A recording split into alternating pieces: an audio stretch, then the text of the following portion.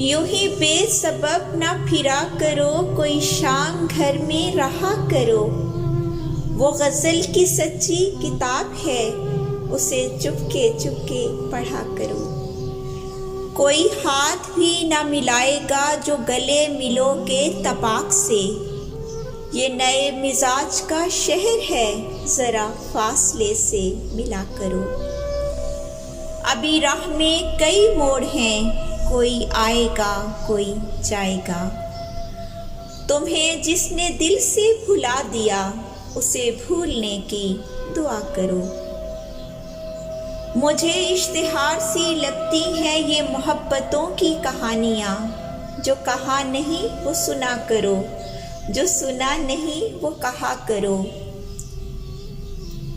ये खिज़ां की सर्द सी शाल जो उदास पेड़ के पास है,